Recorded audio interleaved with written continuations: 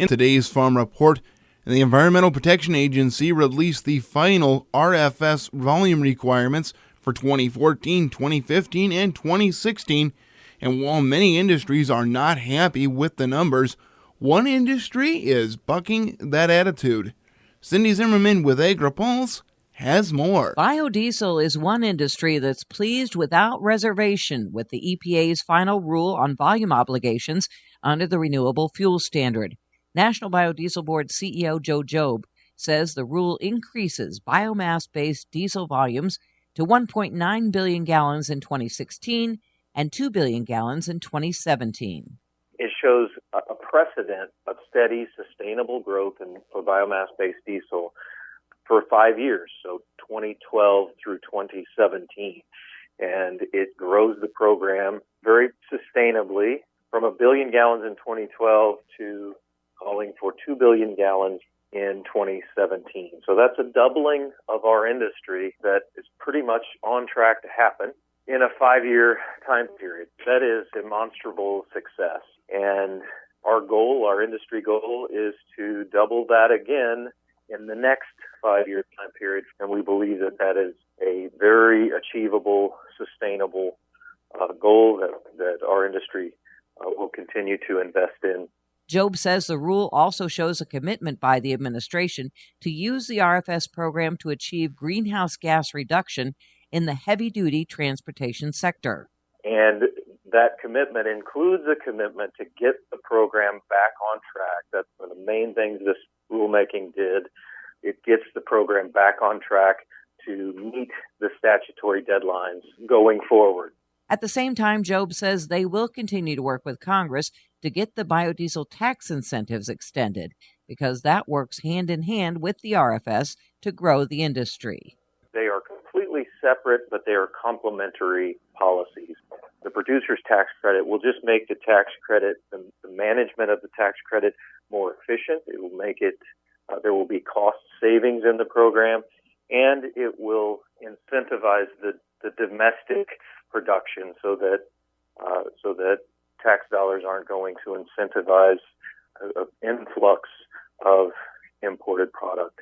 And so they're both important to us. They're both priorities to us, and they're both needed in this still nascent stage of our industry. Reporting for AgriPulse, I'm Cindy Zimmerman.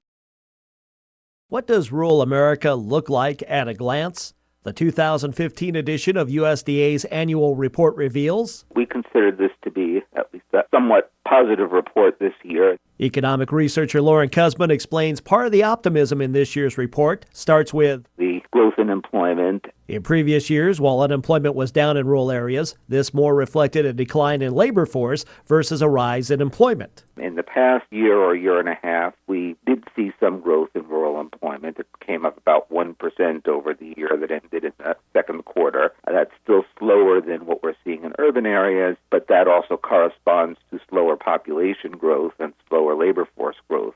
In addition, looking at the longer term, seeing a pretty healthy improvement in educational attainment.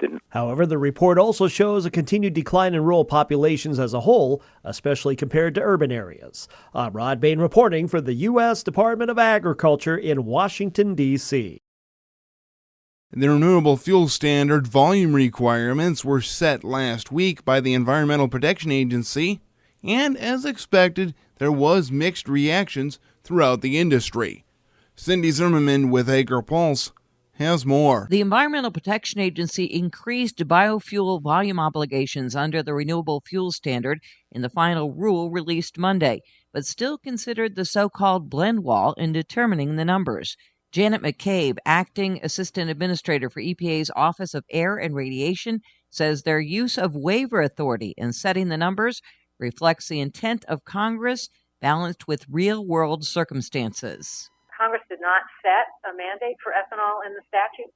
It set mandates for cellulosic, advanced, total biofuel, and biodiesel. And when you look at those statutory numbers and you look at the real-world facts that we see on the ground, we felt that it was an appropriate use of the tool that Congress provided to adjust the final volumes, and we applied it only to the extent that we felt it was necessary to accommodate and accomplish Congress's intent. Renewable Fuels Association President and CEO Bob Dinneen disagrees. Let's give EPA props, I guess, for recognizing that gasoline demand is increasing and that they needed to increase those numbers accordingly. It's not just about the numbers, it's also about the methodology. And they didn't change anything with respect to the methodology. And by clinging to the narrative of the oil companies, as they still reduce the numbers from the statutory levels and embrace this notion of a blend wall, they are effectively turning the nation's renewable energy program over to the oil companies.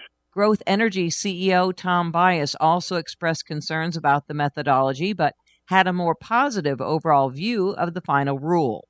Did we get 100% of what we were asking? No. Oftentimes in any decision made in Washington, whether it's policy or administrative position, that's pretty rare you get everything you ask for. But did they move the ball forward? Did they improve it? They definitely improved from the proposal. As to whether the rule will be challenged in court, National Corn Growers Association President Chip Bowling says that has yet to be decided. And we'll evaluate all of our options. We've made a promise to our corn growers, our farmers, that we will protect the renewable fuel standard at all costs. And we'll do whatever we can or need to do to keep the EPA accountable to make sure that the renewable fuel standard continues on like it should. Reporting for AgriPulse, I'm Cindy Zimmerman.